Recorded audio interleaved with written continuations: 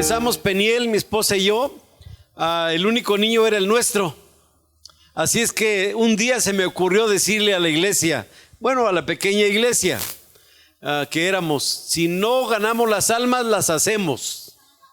No, me obedecieron, pero como no tiene idea, nunca he visto tanta obediencia. Y hemos llegado a tener 450 niños en la escuela dominical.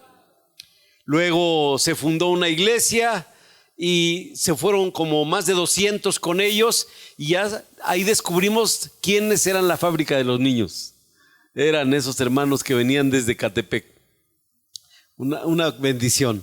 Y pues gloria a Dios por la oportunidad que me da de estar con ustedes. La invitación de sus pastores, el esfuerzo que hacen, porque no nomás es de que te invito, el asunto es que el que invita paga, ¿verdad? Entonces siempre pues el hospedaje, la comida, las atenciones, como quiera se gasta. Y cuando usted sabe, ¿no? Cuando hay visitas en casa, pues hay más agua, más comida, más luz y más todo. Entonces agradezco la atención que han tenido conmigo, el hospedaje que nos dieron. Me acompaña mi nieto Eliel, que se ponga de pie ahí atrás. Está acompañándome, es mi escudero, es el hijo mayor de Eliel, mi hijo menor. Tengo dos hijos, uno Elliot, su hijo se llama Elliot y su esposa Ana. El segundo hijo se llama Eliel, su hijo se llama Eliel y la pequeña se llama Shirel, significa canción de Dios. Y por cierto, cantan bonito, ellos se tocan, le glorifican a Dios. Y yo tengo 48 años de casado, 48 años de servirle a Dios. Mi esposa ya no me acompaña, tiene ya 10 años que comenzó el proceso del Alzheimer. Y ustedes saben, pues eso es bastante, ¿cómo le llamaríamos?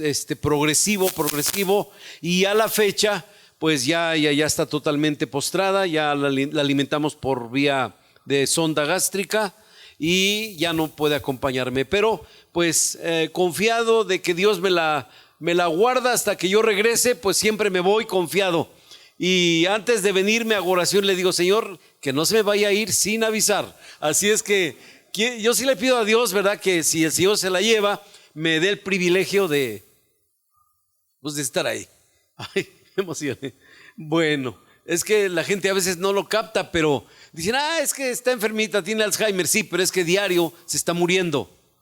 Como una flor, ¿verdad? Que se va, ¿cómo le llamaríamos? Marchitando, sí, marchitando.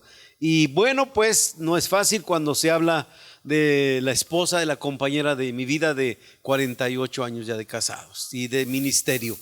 Bien, pues Dios nos ha permitido fundar Peniel hace 48, 49 años, primeramente como un centro de oración. Éramos poquitos, comenzamos con 4 personas, luego ya fuimos 9, después ya fuimos 25 y en aquellos años los que eran nuestros pastores dijeron, pues ya con 25 ya pueden ser una iglesia y nos organizaron como iglesia. Era muy tierno todo, entonces no tuvo la fuerza para sostenerse y a los 6 meses ya estábamos otra vez 4. Entonces pues nos sentíamos tristones, no hubo más remedio que ponernos a llorar. Nuestro lugar de reunión era como este cuadrito nada más y yo me ponía así en el rincón para que cumpliéramos más y de esa manera comenzar la palabra. Luego otra vez comenzamos a predicar la palabra allá en la colonia Popotla, en la calle de Cañitas, que es muy famosa, ¿verdad? La calle de Cañitas. Por cierto, una de las miembros de nuestra iglesia era muy amiga de la esposa del señor Trejo. Fue de las primeras mujeres que les dio SIDA en aquel tiempo y nos tocó a mi esposa y a mí ir a ministrarle. Y sí, oiga, pues hubo manifestaciones sobrenaturales tremendas. Una de ellas fue que vino un viento fuerte, la Biblia que tenía ella ahí en su casa, una muy gruesa, se empezó a deshojar y apareció con manchas de sangre en las hojas. Fue algo que nosotros, pues en nuestros principios de servir a Dios todavía pues nos daba miedo, ¿no? Pero Con la ayuda de Dios se le ministró a esa persona, aceptó a Cristo, se salvó. Su esposo nunca quiso nada, él siguió siempre con las cosas como de brujería y hasta la fecha, ¿verdad? Ya saben. Y aparte peleonero, que se anda peleando con un artista de la televisión. Bueno, Dios lo bendiga. De ahí de Cañitas, y todavía la amiga de esta persona todavía es miembro de nuestra iglesia. El domingo pasado todavía la saludé, se llama Josefina. Fue la que nos contactó con ellos. Bueno, entonces quiero decirles esto porque les veo que están aquí y los veo así como que voltean, ay, somos re poquitos, o se siente uno poquitos, o de repente no alcanza uno a sentirse como quisiera, ¿verdad? Y uno quisiera como una congregación donde haya aunque sea 1000 por lo menos, ¿no? Para empezar. Y yo sé lo que pasa y sé lo que uno siente cuando empieza uno a reunirse. Y algunos dicen, no, pero es que ya tenemos algunos años reuniéndonos. Oiga, nosotros trabajamos 20 años y apenas éramos 200, como que de a 10 por año, imagínense, no, era muy pesado.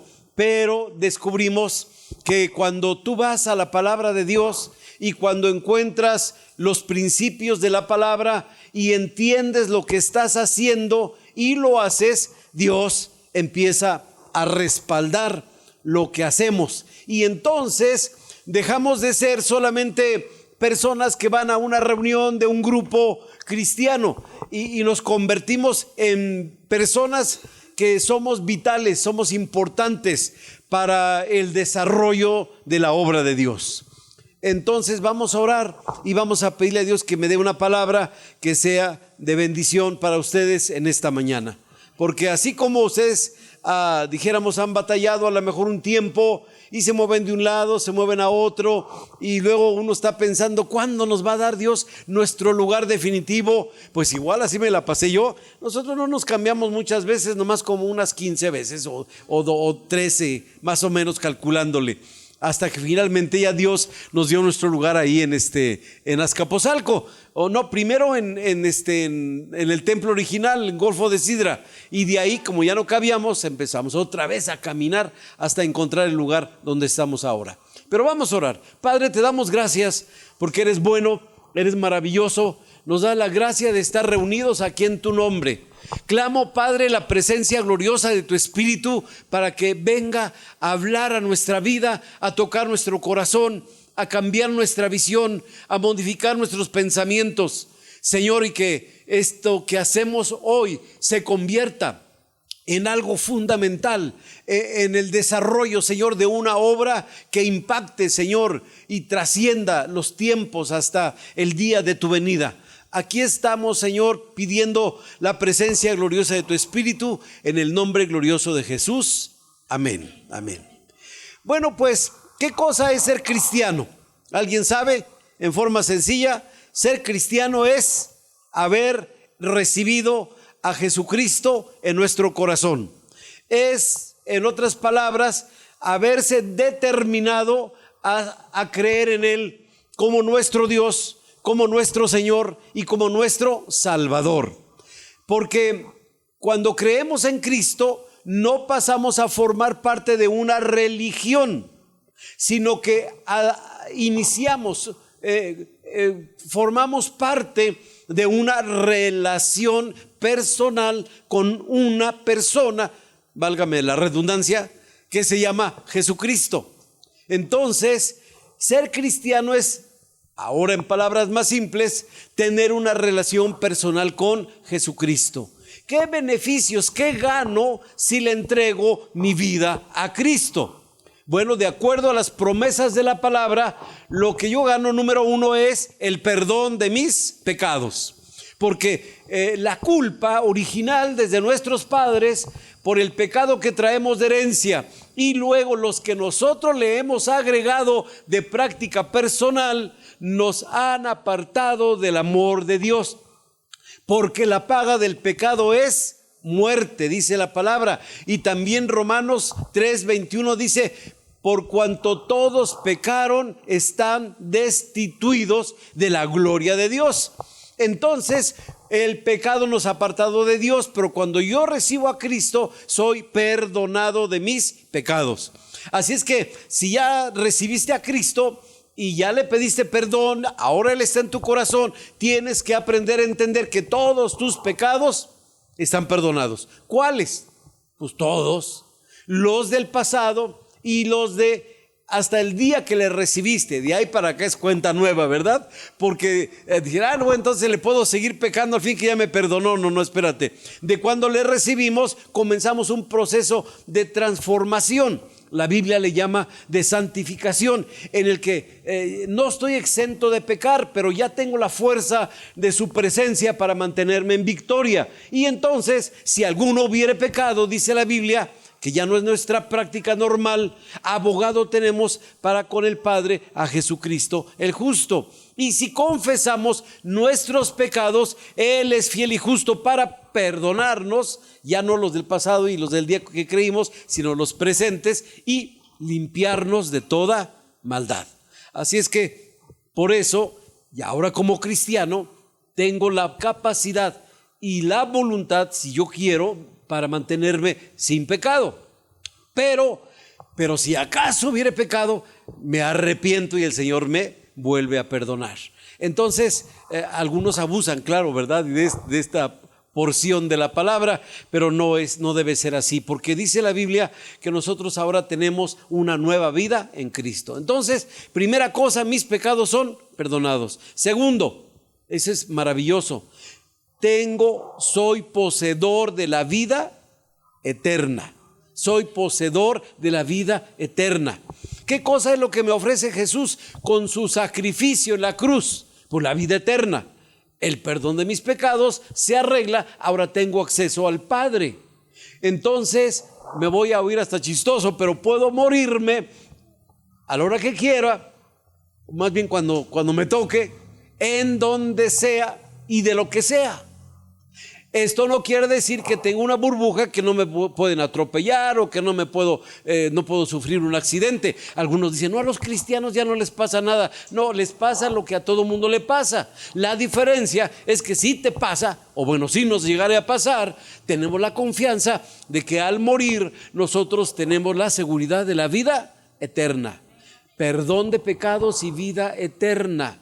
Por eso, cuando muere un cristiano en el sepelio, ya no le ponen velitas, o ya no le debemos de poner veladoras, cirios, porque cuando ustedes ven que en un velorio le ponen velas al difuntito, es para darle luz, para alumbrarle en el paso del camino de la muerte, ¿verdad? Entonces, por eso le alumbran y también le piden a Dios que le ayude y que le den el empujoncito para que llegue al cielo. Pero eso nadie sabe si funciona o no funciona. En cambio, creer en Cristo, estás asegurado de que vas a su presencia. En cuanto morimos, dice Eclesiastés 12:7, el cuerpo vuelve al polvo de donde fue tomado y el espíritu regresa a Dios que lo dio. Entonces, ¿a qué horas me voy al cielo? En cuanto muero. Y el cuerpo, pues lo vamos a depositar al polvo de la tierra. Si quiere acelerar las cosas, pues una buena cremación arregla todo, ¿verdad? Y si lo reparten en pedazos como a José, ¿sí sabe por qué lo repartieron en dos? Porque es José. Entonces, es broma, ¿no? Y dicen que nació en Amecameca también, ¿no? Pero ya el cuerpo ya no es problema, porque es el polvo que vuelve al polvo. Y si tú sepultas a una persona, tarda 7 años en volverse polvo. Por eso no te dejan abrir la tumba hasta después de 7 años. Pero si lo creman, en 2 horas está arreglado el asunto. Entonces es asunto de aceleración. Y también más barato, creo, ¿verdad?, que un sepelio normal. Bueno, ya es al gusto de cada quien. Pero definitivamente, y van a ver al difuntito, ya no está el difuntito ahí, además fue su cuerpo que ya se pulverizó. Por eso los cristianos ya no vamos al panteón el día de los difuntos, porque ahí no está el difunto. El difunto, si era cristiano, no está tan difunto, ¿verdad? Está viviendo en la presencia de Dios, allá en los brazos de su Señor Jesucristo. Bueno, entonces, perdón de pecados, vida eterna. Pero qué bueno que nos muriéramos el día que creemos. Qué bueno, yo diría, porque se acabaría la lucha de que me desanimo, no me desanimo, que me dan ganas de ir a la iglesia o no. Y como yo les dije un día en Peniel, no, les dije, hermanos, yo ahora no iba a venir, tenía flojera de venir a la iglesia, pero me acordé que era el pastor y pues me tuve que venir para acá. Entonces, no hay esas luchas. Qué bueno que así fuera, pero no, Dios nos da tiempo de vida. Y durante ese tiempo de vida tenemos que mantenernos en un proceso de purificación, de limpieza. La Biblia le llama de santificación, para que cuando llegue el día de presentarnos con Él, lleguemos lo más limpio que se pueda. Como cuando bañaste al niño, ¿verdad? Y entonces tiene dos opciones: lo sueltas y se da la ensuciada, y otra vez hay que darle una buena bañada y cambiada, o que se cuide, que se cuide, que se cuide. Haz de cuenta el Señor, así está: cuídate, cuídate, cuídate, no te manches, no te ensucies, para que cuando llegue el Señor, porque no sabemos a qué hora, te encuentre limpio.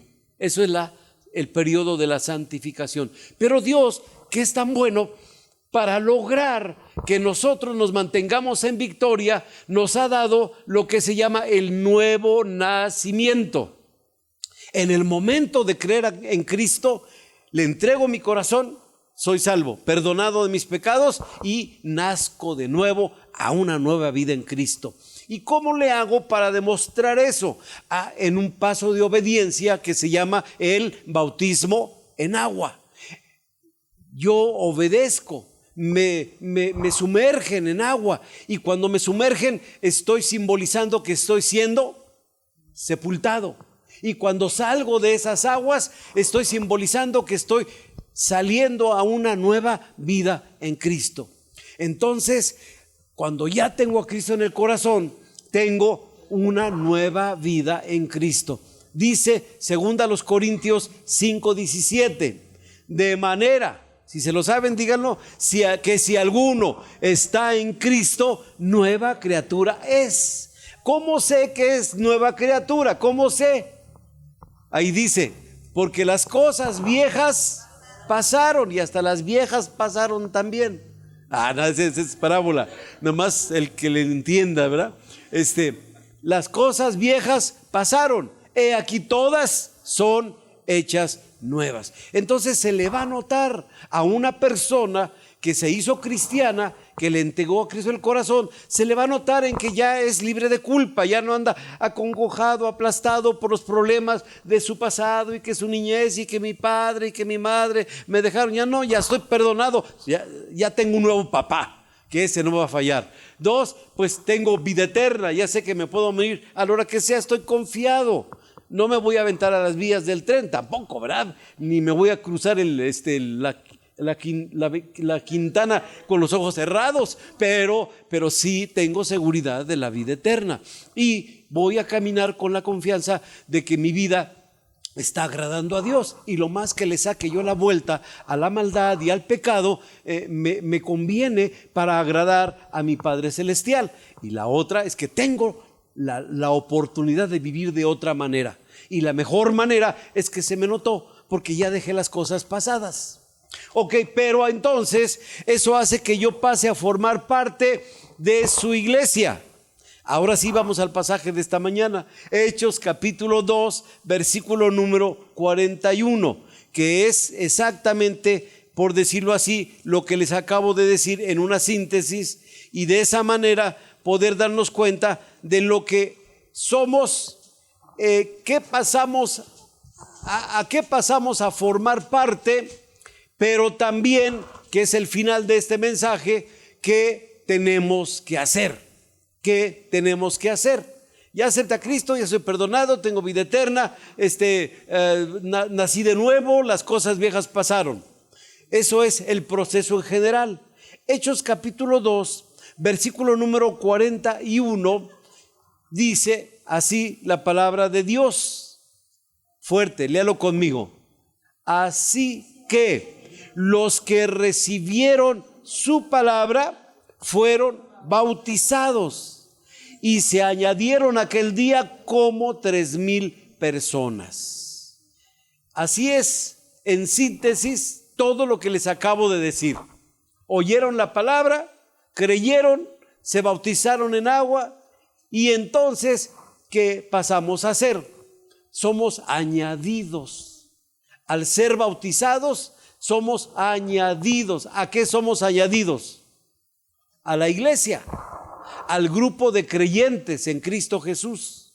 Pasamos a formar parte de un grupo que Jesús está fundó y está acrecentando a través de los siglos. Esta se llama la iglesia de Jesucristo. En el libro de Mateo 16 en adelante, Jesús dijo: Pedro, a ti te digo, tú eres Pedro, pero sobre esta roca edificaré mi iglesia. Jesús es el fundador de su iglesia. ¿Quiénes la forman? Todos los que hemos creído en Él. Y en este versículo encontramos la primera vez que un ser humano predica públicamente de Jesucristo, el apóstol Pedro. Y entonces el mismo proceso individual, desde que creo, le recibo, soy salvo, me bautizo, vida eterna, nueva vida, entonces le sucede a un grupo grande. 3,000 personas en aquella ocasión se atrevieron a creer en Cristo. Más adelante está otro registro, unas hojas antes, capítulo 4 por ahí, en donde 5,000 personas recibieron a Cristo. Entonces, en aquel tiempo, de los primeros años del cristianismo o meses, de golpe ya había más de 8,000 cristianos. Y de ahí en adelante el cristianismo ha ido creciendo y avanzando de una manera poderosa. Porque usted debe de saber que el cristianismo invadió Jerusalén, luego fueron perseguidos, esparcidos, pero dice la palabra que por donde iban anunciaban el evangelio del reino. Y entonces luego el evangelio se va a Europa, a Asia, y entonces de Europa brinca a Norteamérica con los colonizadores, luego México y Centroamérica. Hoy le tengo una buena noticia: la fe cristiana, y si no, pregúntele usted a Google, es la fe más grande del mundo. La fe más grande del mundo, el cristianismo. Claro que nos vienen pisando los talones otros creyentes que se llaman los del Islam. Y los especialistas que hacen cuentas y un montón de análisis sociales, etcétera, nos dicen que para el 2050, si no nos ponemos listos, entonces va a haber más personas creyendo en el Islam que en Cristo. Si vamos a hacer cantidades grandísimas de personas creyendo en Cristo, pero también una cantidad sobrepasándonos de personas creyendo en Mahoma y creyendo esas ideas locas de que matando cristianos, pues ellos hacen un bien muy grande a la humanidad. Entonces, ¿de quién depende? Mucho de nosotros. ¿Qué es lo que debemos de hacer para lograr que los grupos cristianos, grandes, medianos, pequeños, chiquititos, tengamos una fuerza, un poder, un impacto que nos permita, hermanos, avanzar poderosamente donde Dios nos haya sembrado para servirle y anunciar su palabra? Pues tenemos que volver a los fundamentos básicos de la iglesia del principio. Y cuando tú y yo leemos Hechos 2:41, estamos leyendo la mera raíz del fundamento, del nacimiento de lo que hoy le conocemos la iglesia cristiana. Por favor, no confundir iglesia católica con iglesia cristiana. No es lo mismo. Iglesia católica dice que es cristiana, y creo que muchos hemos sido católicos. Y cuando nos convertimos a Cristo y le dijimos a nuestra familia que ya éramos cristianos, ¿qué pasó? Nos echaron la tierra encima. Pues no que eran cristianos. Deberían de haberse emocionado y haber dicho, qué bueno que ya eres cristiano. No. Ellos dijeron, qué malo que te hiciste cristiano. Ahora eres protestante, eres hermano, eres aleluya o aleluyo. Le dicen a los hombres, ¿no? Traidores. No sé, dicen en un pueblo, los saltapatrás, ¿verdad? Los que se echaron hacia atrás de la fe original, según ellos. Pero cuando tú lees la palabra, sabrás que el cristianismo es el árbol principal. El cristianismo es el árbol principal. Y claro, a los cristianos, a veces como nos ven chiquitos, poquitos, pero chiquitos, pero muchos por todas partes. Porque en una colonia hay un templo católico y ponte a buscar cuántos grupos chiquitos se reúnen en la colonia. Y vas a encontrarte que hay 3, 4, 5 iglesias por uno de la competencia, ¿verdad? Pero, amados hermanos, somos bastante gente creyendo en Cristo. El árbol principal se llama cristianismo.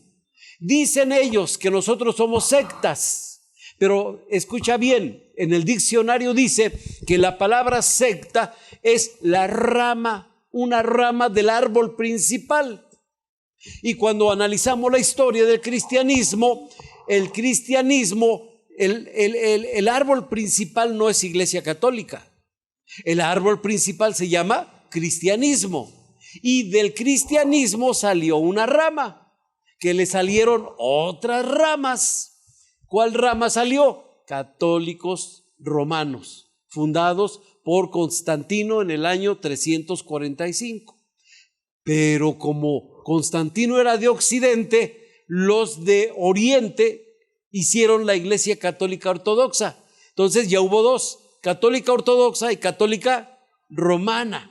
Y luego en el siglo XV, a la romana, dentro de sus filas hubo una protesta, una revolución interna que se le conoce como la Reforma Protestante del siglo XVI. Ellos mismos, de entre ellos, nacieron otras ramas que hoy conocemos como las iglesias de la Reforma, luteranos, anglicanos, de ahí nacieron algunos otros grupos que hoy le llamamos iglesias históricas. Pero como verá, el centro de todo es Cristo, cristianismo. La pregunta, ¿usted es cristiano? Usted no es protestante, porque a veces te dicen, eres protestante. Usted dígale, no, yo no soy protestante.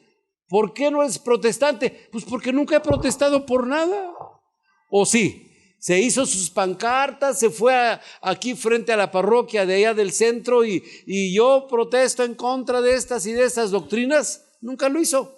Entonces, ¿qué pasó con su vida? Que un día, en el transcurso de su experiencia humana, apareció Jesús, alguien le habló de este Dios tan maravilloso y usted escuchó de su palabra, entendió sus problemas y entendió las promesas que Él le daba y entonces usted le rindió su vida, le entregó su corazón y usted se hizo cristiano. Sí me va captando, ¿verdad? Entonces, ya le vamos entendiendo de otras formas. Pero, ¿qué nos toca hacer? Nos toca hacer de impacto poderoso como lo fue la iglesia del principio. ¿Y qué debemos de hacer? Pues lo mismo que ellos hacían. Porque uno busca a veces técnicas, busca estrategias para impactar, para crecer, para hacer que la obra se haga grande. Y pues, ¿a qué pastor no le gustaría tener 1,000, 2,000 congregantes o más de preferencia? Hay iglesias muy grandes. Amados, ¿cómo lograr ese avance poderoso? No importa el número de personas que seamos donde Dios nos haya puesto, en este caso, aquí, ¿verdad? En este caso, ¿a dónde? Aquí, ¿de acuerdo?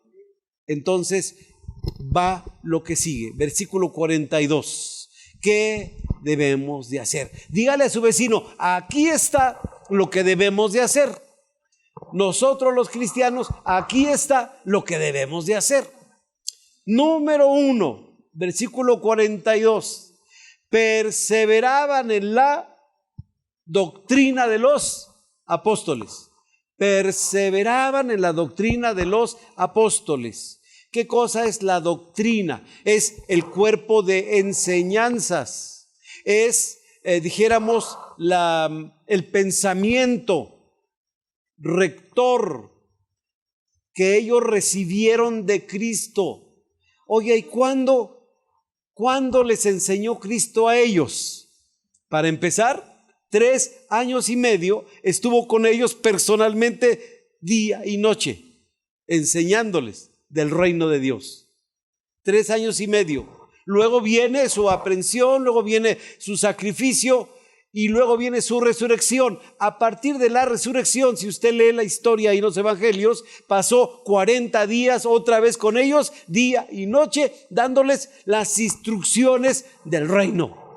Entonces ellos estaban bien entrenados directo por el maestro para edificar y para organizar, para instituir, para conformar lo que sería la iglesia de Cristo. Ellos eran los enviados. Palabra apóstol significa enviado. Los que iban a hacer la obra, los primeros pastores de la iglesia cristiana.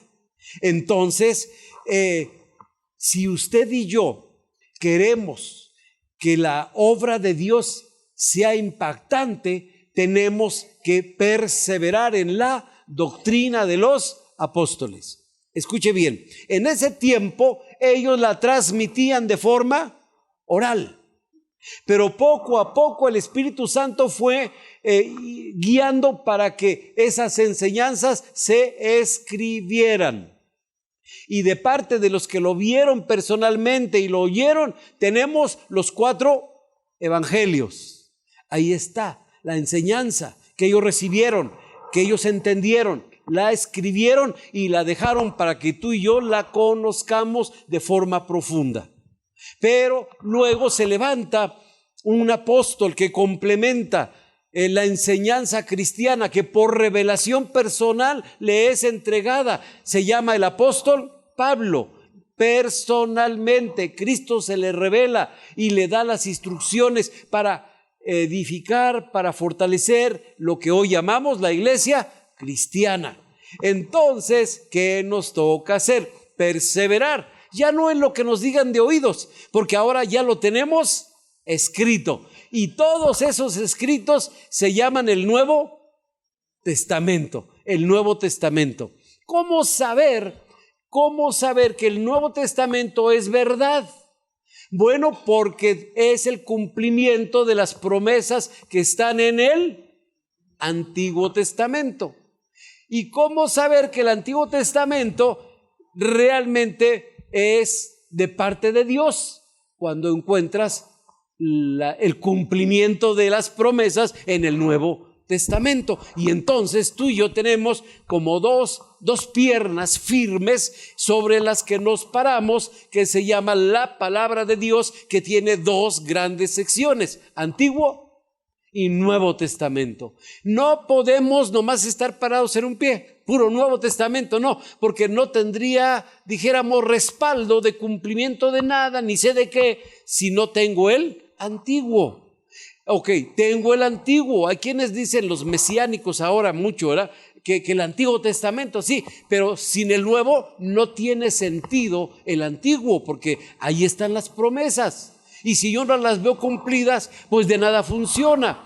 Tenemos un equilibrio maravilloso, donde Dios nos promete y donde Dios nos permite ver cumplido. Y entonces, cuando tú lees el Nuevo Testamento, sabrás que está saturado de referencias del Antiguo Testamento. Si alguien dijera, no, yo puro Nuevo Testamento, entonces tendríamos que entresacar, tachar, borrar, si tú quieres, todos los versículos que son referencia, ya sea de promesas, de profecías, cumplidas o sin cumplir, enseñanzas del Antiguo Testamento, y nos quedaríamos con bien poquitos versículos en el Nuevo, y entonces ya no tendríamos ni de dónde agarrarnos. ¿Sí me está captando? Por eso cuando alguien dice, no, yo no diezmo, porque eso es del Antiguo Testamento, le tengo muy malas noticias. Porque dice la palabra de Dios ahí en Mateo capítulo 4 o Mateo 5, Jesús dijo, yo no he venido a abrogar la ley, no he venido a abrogar, he venido a cumplir. O sea que que no ha cancelado nada. ¿Me entiendes? Ahí está. Si ya se cumplió, es roca sobre la que descansamos. Si se está cumpliendo, es la esperanza de una promesa que viene. Porque no todo está cumplido. Hay cosas del antiguo que todavía se van a cumplir, cosas del nuevo que se van a cumplir. Por eso Jesús dijo, les digo una cosa, que ni una jota, ni una tilde de la ley, de la palabra de Dios, o sea, Antiguo Testamento, pasarán. Es más fácil que pasen el cielo y la tierra pasarán, pero mis palabras no pasarán. Entonces tienes que afianzarte en el conocimiento de la palabra de Dios. Que la conozcas tanto, que estudies tanto, que entiendas tanto, que comprendas tanto, que no te dé miedo platicar con un testigo de Jehová. Ay, ¿verdad? Ahí vienen los testigos de Jehová. Ciérrenle la puerta, díganle que estamos ocupados. En lugar de decirle, pásele, siéntese, ándele. A ver, ¿a poco ustedes son la única fuente de la verdad en el mundo? Porque ellos dicen que son la única fuente de verdad. A ver, si de verdad son la única fuente profética en el mundo, ¿por qué todas sus profecías han fallado? No te agarres a versiculazos con ellos, porque ellos sí se lo saben de memoria, que deberíamos de saberlo nosotros, pero hay que aprender. Les recomiendo que bajen en internet un librito que se llama Cómo presentar el Evangelio a los testigos de Jehová. Es un libro chiquito, léalo, preparémonos. Cuando dice perseveren en la doctrina de los apóstoles, quiere decir que hay que estudiar la palabra. Hay que memorizar la palabra, hay que subrayar la palabra, ¿me entiendes? Hay que entender la palabra, no perdernos mucho de lo que es directo la palabra de Dios. Tenga cuidado con el internet, porque en el internet usted oye muchas cosas. Usted, escúchelo bien, su pastor no es el internet. Su pastor, creo que se llama, ¿cómo se llama? ¿Qué más? Iturbide. ¿Entiendes? Hay 3 preguntas de calidad que siempre deben de hacerse a un cristiano. La primera, ¿cuál es tu iglesia? ¿Cómo se llama tu iglesia? Peniel. ¿Quién es tu pastor? Daniel Iturbide. ¿Dónde diezmas? No, yo doy mi dinero a los pobres. No, espérate, no. El diezmo es para la iglesia. Bueno, ya, por eso lo cobro. Perseverar, aquí dice perseverar. ¿A qué perseverar? Por eso leer la palabra, venir a oír de la palabra. La fe es por el oír y oír de la palabra de Dios. ¿Qué más hay que hacer? Aquí está, mire, ni digan, ay, el pastor hermano leyó la Biblia. Pues sí, ya que no la leen ustedes, yo se las leo. Versículo 42. Dice, perseverar en la doctrina de los apóstoles. Número 1. 2, perseverar ¿en qué? En la comunión unos con otros, en el partimiento del pan. Hermanos, comunión. Si no hay comunión, hay desunión. Tiene que haber comunión. Yo no sé cómo es esta iglesia. Yo, pues, no sé, segunda vez que vengo, creo, ¿verdad? O tercera. Por ahí va. Yo no sé, pero hay iglesias, hermanos, que su versículo favorito es: aquí se rompió una taza, cada quien para su casa. ¿Desde cuándo?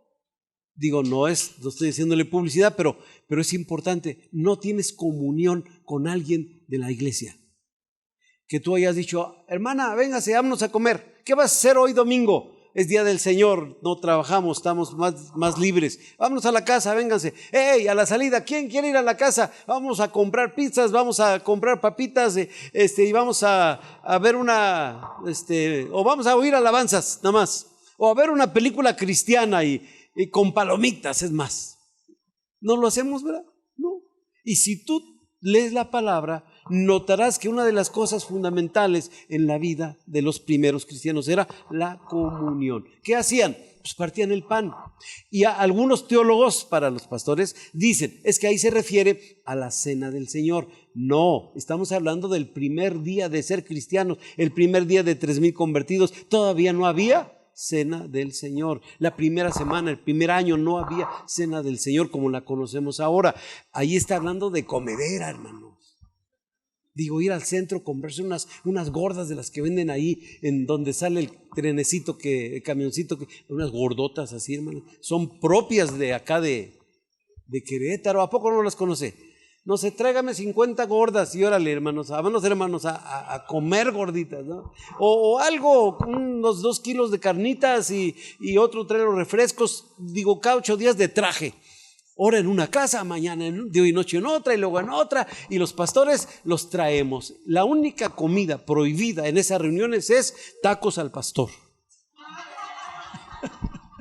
Sí, digo, porque luego yo ya me la sé, ¿verdad? Que allí uno es la comida de todos y no. ¿Te fijaste al pastor? ¿Te fijaste a sus hijos? No, hombre, hubieras visto. Yo los oí, no, yo los vi, no. Padre, hay que orar por ellos porque andan mal. Ay, ya mejor no oren, ¿verdad? Pues déjenlos así. Entonces, comunión y comunión. Le voy a decir un secreto, no sé, los varones a lo mejor me lo entienden más. Uno en el mundo era bien amiguero, por lo menos de borracheras. Bueno, era mi experiencia, yo tenía un montón de amigos. ¿Por qué? Pues porque uno pagaba, ¿verdad? Y que la copita y que sirvan las otras y mi amigo. Y yo no sé, los que conocen de ambiente de borracherita, pero se da unos abrazos y hasta besos, ¿me entiendes? Ahí todos somos compadres y hasta moqueando, ¿me entiendes? Pero de verdad bien apapachados. Y ya que nos hacemos cristianos, no, ya, es que yo ya soy santo. Si ya no le hablamos a nadie, no convivimos con nadie, no tenemos amistades cristianas. Claro, a veces las malas experiencias, porque luego nos hacemos amigos de cristianos y resultan chismosotes y bueno, tremendo. Pero hay que portar el testimonio sin perder la importancia de la comunión. Más cuando somos poquitos, hermanos, la comunión debe ser más grande y debe ser más fuerte. Amén. Así es que vaya inventando a quién va a invitar, al pastor pues de preferencia. Imagínense, no debería de guisar la hermana nunca en domingo porque tiene para recorrer cuántas casas, ¿verdad? Y le voy a ser sincero, comen de todo, ¿eh? Ayer vi. Un día en la iglesia alguien me preguntó, hermano, ¿y usted qué come? Le digo, pues de todo, hermano, todavía no me salen las alas. Porque piensa que uno es el pastor, ya como que come, no sé, muslo de ángel o algo así, ¿no? Pero no, comemos de todo, ¿verdad, hermanos? Bueno, tercero, ¿qué más dice ahí? Entonces, perseveraban en la comunión unos con otros, en el partimiento del pan y en las oraciones. Ok, ya que estamos juntitos, pues vamos a orar y vamos a orar. Y todo lo que sea oración, reforzar la oración, oración personal, oración con nuestra familia cristiana, con nuestros hermanos en Cristo, oración aquí en la iglesia, oración por todo. Dice la Biblia, orad sin cesar, no sin César, sin cesar. O sea que estemos a todas horas orando. No sé, a lo mejor vamos a parecer loquitos, pero vamos a andar caminando, Señor, hermanos, este asunto, voy a ir a tal parte, Padre Santo, tengo que ver a esta persona, atarántamela, Padre, por favor, ten misericordia, o algo así, ¿no? Oración permanente. Y si ya te ha tocado el Espíritu Santo y te ha dado la capacidad de hablar en otras lenguas, pues mucho mejor, porque ahí no se te va a acabar el repertorio del español y vas a poder orar en lenguas por horas y vas a notar que tu vida va a tener otro sentir. El gozo de su presencia te va a envolver y vas a poder tener una claridad para entender las cosas, para ver las cosas, una fuerza para soportar las circunstancias adversas de la vida. Y entonces, aunque la cosa esté mal, tú sabes que aunque las cosas parezcan de lo peor, tú estás en el centro de la voluntad de Dios. Y la voluntad de Dios es buena, es agradable y es perfecta. Así es que tú vives siempre feliz. A mí me han preguntado, ¿usted a qué santo se encomienda, pastor? Que lo vemos tan bien. Le digo, yo me encomiendo al Santo de Israel, Ah, ¿verdad? Sí, porque también tengo mi santito, el Santo de Israel. Es el mero bueno de todos, el más grande de todos, el Padre de los espíritus. En Él no hay mudanza ni sombra de variación. Y Él, en su misericordia, cada mañana nos bendice, nos sostiene, nos levanta, nos protege. Y hermanos, ahí vamos, con problemas, claro, con situaciones difíciles. Bueno, yo veo mi caso, pero mira, en medio de todo el Señor ahí está, respaldando y sosteniendo, suficiente para poder vivir yo en paz y en victoria, y para poder transmitir a otros que el Señor tiene capacidad de levantarnos aún en medio de la situación más grave. ¿Cómo la ve? Denle un buen aplauso al Señor, se lo merece. Entonces, oraciones. Ya nada más 2 puntitos, ¿se los digo o no se los digo? ¿Todavía alcanzó, hermanos? Sí, ¿verdad? 2 puntos. El primero está en el versículo número 44.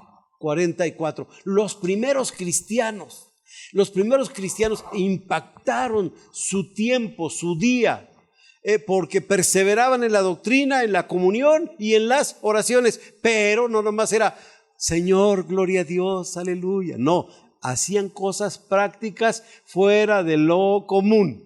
Versículo 44, fuerte, dice: todos los que habían creído estaban juntos, o sea, comunión, y tenían en común todas las cosas, que en palabras cristianas quiere decir lo tuyo es mío y lo mío es mío. Y lo mío es tuyo, ¿verdad? Tenían en comunión todas las cosas. Bueno, tanta era su conciencia de que ya había una comunión tan íntima que dice el siguiente versículo, el 45, y vendían. Llegaron a ese punto, ¿verdad? De que estás necesitado, hermano, lo mío también es tuyo, entonces lo vendemos. ¿Y qué dice ahí el 45? Y entonces lo repartían a todos según la necesidad de cada uno. No le daban a todos, a los necesitados, ¿no? Claro. ¿Qué quiere decir esto? Que esto ya no funcionó en práctica con el paso de los años. Yo pienso que, como siempre, aparecen los abusados que sí tenían necesidad, y pues si nos preguntan hoy, pues todos tenemos necesidad. Pero sí deja un principio, el principio de aprender a entender que hermanos de mi congregación en ocasiones están carentes de algo. Y el principio de que yo, hermano en Cristo, debo de ver la manera de suplir esa necesidad. No voy a hacerme cargo de la sobrevivencia de una familia, o del gasto que tenga que darle el esposo a la esposa, o de tener que pagarle su renta 5 años. No.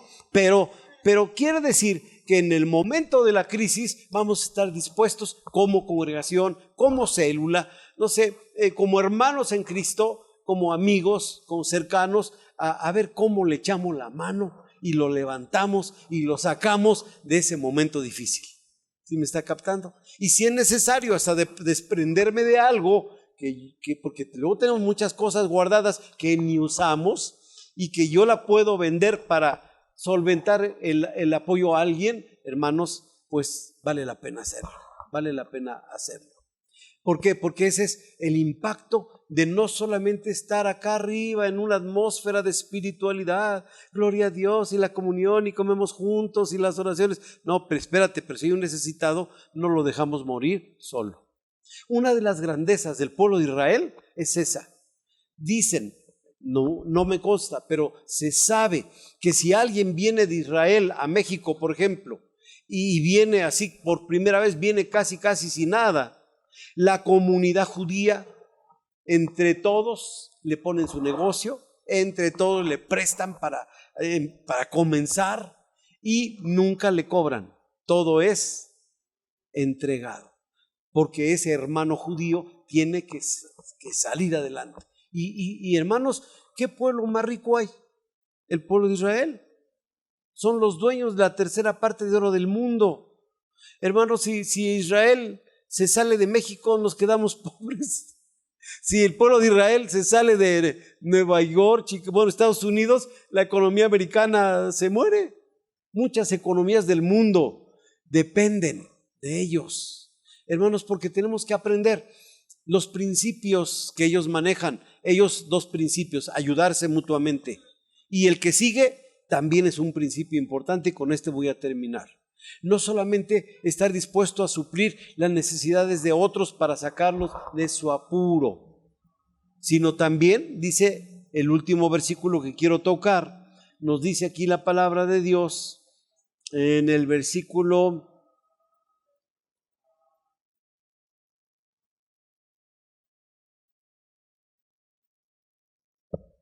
'Oye, como música?' ¿Sí? Yo dije, oye, estoy resantificado, ya hasta los ángeles andan cantando aquí. Ok, versículo 44 nos dice que tenían en común todas las cosas. Esto tiene que ver con la relación entre los mismos hermanos de la iglesia. El 45 dice que vendían sus propiedades y sus bienes y lo repartían conforme a las necesidades de cada uno. O sea, había una organización básica de repartición. Y perseverando unánimes cada día en el templo, entonces, ¿qué más hacían? No dejaban de congregarse. No dejaban de congregarse. La fuerza de una iglesia es la presencia de los cristianos. La fuerza de una iglesia es nuestra persona. Por eso Hebreos dice, no dejemos de congregarnos como algunos tienen por costumbre. Si no venimos nosotros a la iglesia, nadie viene, los vecinos no van a venir. Un día un hermano me dijo, pastor, porque le dije, hermano, no lo he visto ya buen tiempo, no ha venido a la iglesia. Me dijo, no se preocupe, en espíritu yo estoy ahí en primera fila. Digo, nunca había visto cómo se sacan la espina a la gente. Me sorprende de verdad de los pretextos. Pero también Dios me iluminó y le dije, oiga, es que Dios no quiere una iglesia de fantasmas. Dios quiere una iglesia de personas físicas, que alabemos su nombre, que glorifiquemos su nombre y que sostengamos su obra ahí con nuestra presencia. Y hermanos, con eso termino. Un buen cristiano debe de aprender a tener 4 compromisos básicos. El número 1 es sostener su iglesia con su presencia. Sostener su iglesia con su presencia. Finalmente, el día del Señor es el día del Señor. Le pertenece ese tiempo, no es negociable. 6 días trabajarás, harás toda tu obra, pero el 7º será para el Señor tu Dios. No es nuestro ese día, porque Dios no solo pide dinero, también pide el tiempo, y también pide talentos, y también pide servicio.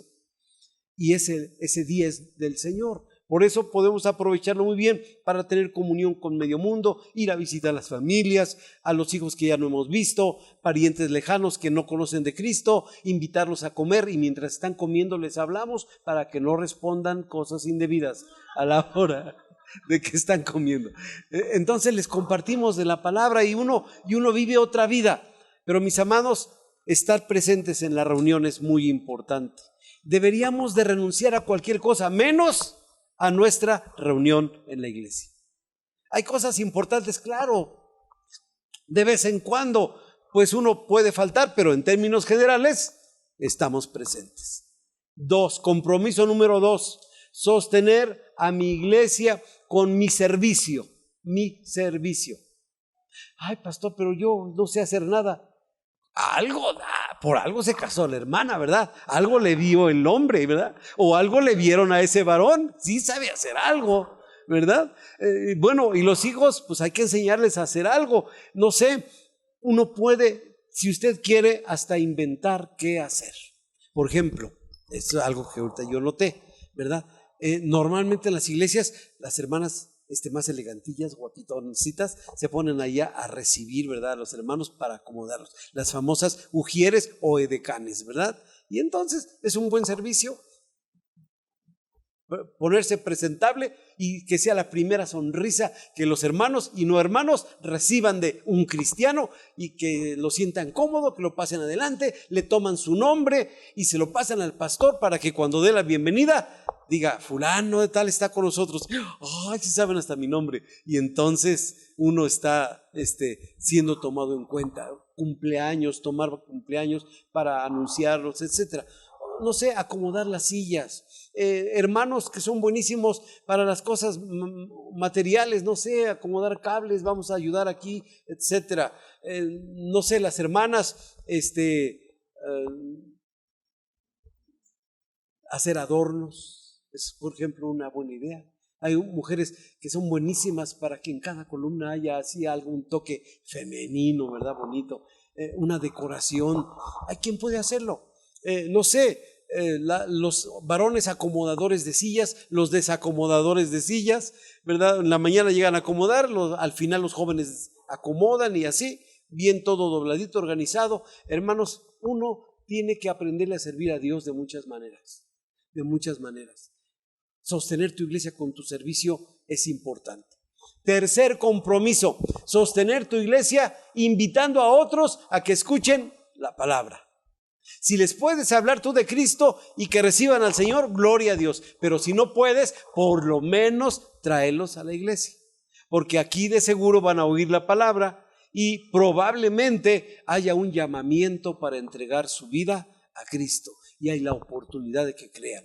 Entonces, número 1, presencia. Número 2, servicio. Número 3, invitación. Y número 4, ese es bien importante. Sostener tu iglesia con tus diezmos y tus ofrendas. Es muy importante. Amados hermanos, no estamos sosteniendo a una persona, estamos sosteniendo la obra de Dios. Porque lamentablemente en el mundo todo cuesta. La energía eléctrica, este local cuesta, no sé, el drenaje cuesta, el asfalto cuesta, el predial cuesta. Ustedes saben que todo cuesta. Y a la medida que somos más personas en una casa, aumentan los gastos de la casa.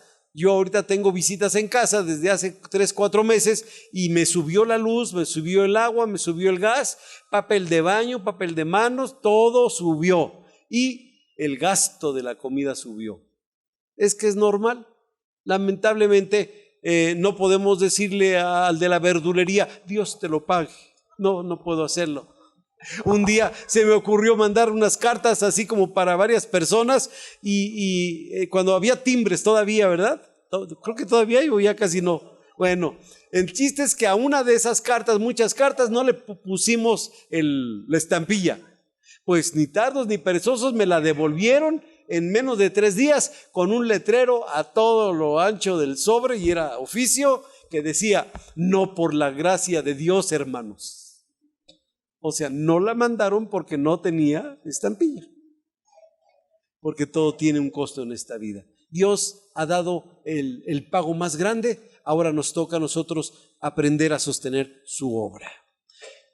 Yo declaro en el nombre de Jesús que Centro Cristiano Peniel Querétaro va a tener un cambio de mentalidad, un cambio de espíritu, un cambio de corazón. Que esta sencilla y simple palabra va a tocar tu vida y te va a hacer entender las cosas de otra forma y que vas a transformarte en tu manera de ser, de pensar y de actuar dentro de esta congregación. Y que este lugar pronto será insuficiente de tantas personas que conozcan del Señor. Que tendremos que andar buscando dónde volvernos a reunir y si no, hasta pedirle a Dios que nos bendiga y en una cooperachota comprar un lugar propio para la gloria de nuestro Dios.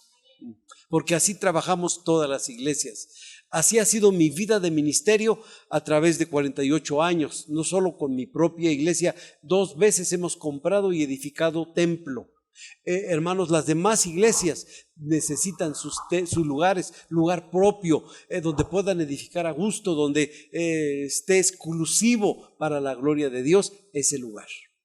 Vamos a ponernos de pie y yo voy a terminar esto con una oración, pero más que todo con el versículo número 46 y 47 que dice: y perseverando unánimes cada día en el templo y partiendo el pan en las casas, comían juntos con alegría y sencillez de corazón, alabando a Dios y teniendo favor con todo el pueblo. Y el Señor añadía cada día a la iglesia los que habían de ser salvos. Un poderoso crecimiento, hermanos, viene cuando estamos dispuestos a hacer las cosas sencillas, al mismo tiempo profundas que la palabra de Dios nos deja como principios de acción.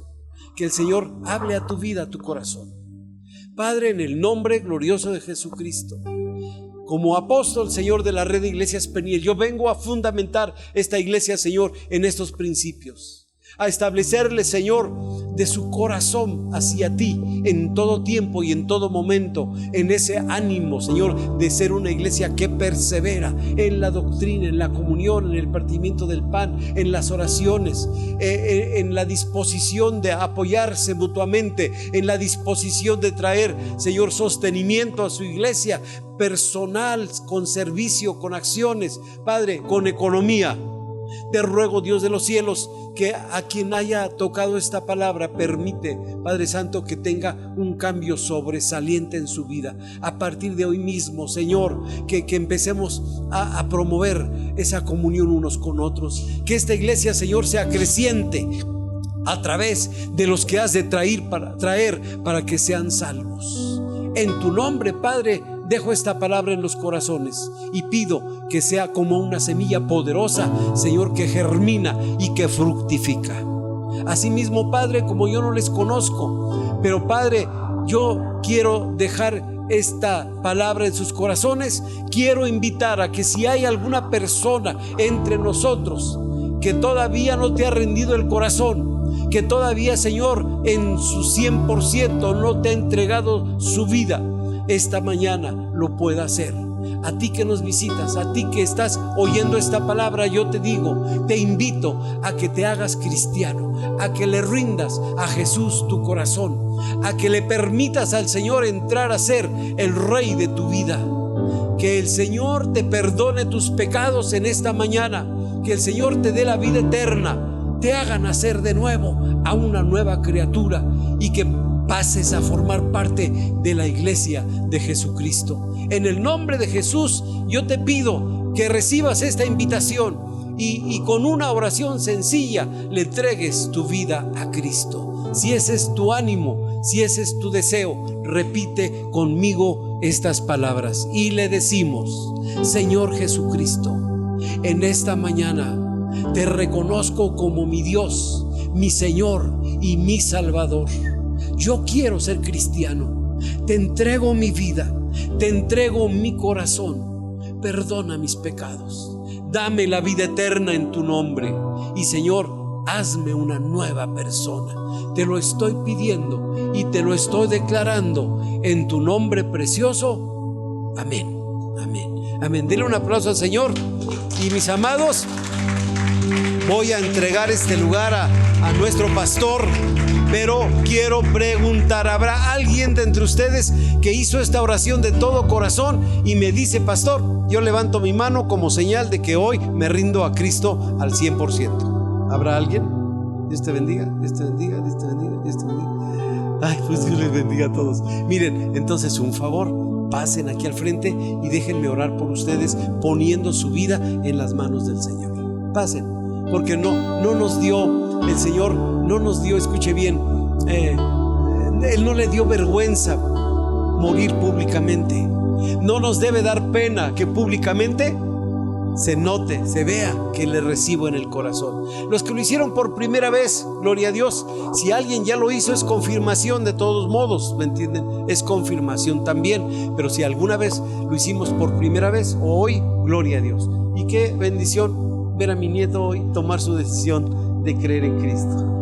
Porque a veces nacemos en una iglesia, nacemos en una casa cristiana y se hace como tan natural, pero tiene que haber un día que digas: hoy recibí a Cristo en mi corazón. Bueno, pues Padre, en el nombre de Jesucristo, yo agradezco, Padre, este acto de fe, esta decisión de estos hombres y mujeres que hoy, Padre, te entregan su corazón. Permite que hoy, Señor, este día tan especial sea recordado en sus corazones como el día y el momento en que te entregaron su corazón. Hoy, Señor, ellos vienen a ser declarados hijos de Dios, perdonados de sus pecados, con la seguridad de la vida eterna y, Padre, con la confianza de que nacen a una nueva vida en Cristo Jesús. Te pido que los bendigas, te pido que los sostengas, los levantes y los uses para la gloria de tu nombre en esta iglesia, en su casa, en su familia, donde quiera que ellos estén. Por Cristo Jesús. Amén. Amén. Un aplauso a Dios. Dios les bendiga. Gracias. Pueden pasar.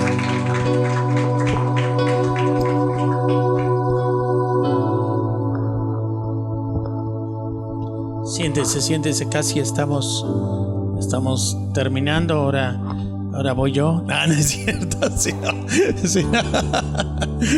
No. Es un gozo. Mi pastor, el pastor Jacobo, me decía que no conocía un hombre que tuviera tanta gracia, pues, del Señor, ¿no? Que él había visto como el pastor Rafael tenía esa gracia de parte del Señor, ¿no? Entonces, pues bueno, es un privilegio hoy, es una bendición ciertamente, y me recordaba, y yo espero que usted también se haya acordado, que nosotros hemos dicho que hemos de practicar la copa. Y tal vez algunos se acuerden, tal vez yo quiero pensar que en eso estamos y que alguno al menos sí se acordó. Es que el pastor nos está confirmando, el apóstol nos está confirmando el uso de la copa, ¿no? La práctica de la copa. Y lo decíamos hasta como que en ese doble sentido, espero que se acuerden, ¿no? Comunión, ¿no? ¿Se acuerda? Sí. Y luego era la oración, ¿no? Sí, ¿qué más? La palabra, ¿se acuerda? Y la de adoración. Y que decíamos que en eso estábamos, pues, ¿no? Y mire, pues hoy viene el Espíritu Santo a confirmarnos en esa dirección, y aún yo diría ampliarlo, porque estuve bien atento, y cuando habló de esta otra parte, ¿se acuerda que habló de ayudarnos? Y aunque sí lo practicamos, creo que lo hemos practicado. Cada vez que el Dios Todopoderoso nos da oportunidad de hacerlo, lo hacemos, y así lo vivimos como una oportunidad, lo hemos hecho. Y entonces habría que ampliar la copa, ¿no? Ya buscaremos ahí que otra letra en la que se explicite esta parte de ayudarnos, de que quede explícito. Debemos de ser una comunidad donde nos expresamos ese cuidado, ese amor, no solo de palabra, dice la Escritura, dice el apóstol Pablo, sino de hecho, ¿sí? Entonces, pues bueno, hermanos, qué bendición, ya nos llevamos, esté a la expectativa.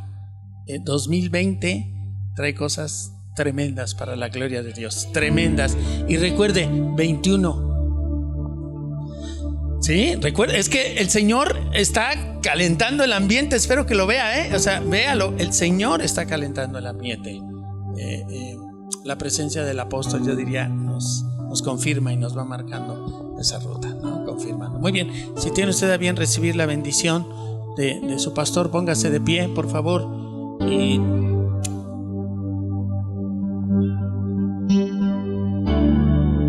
que la gracia de nuestro Señor Jesucristo, el amor del Padre y la comunión del Espíritu Santo sea con todos nosotros. Amén y amén. Amén. Dios les bendiga. Dios les bendiga.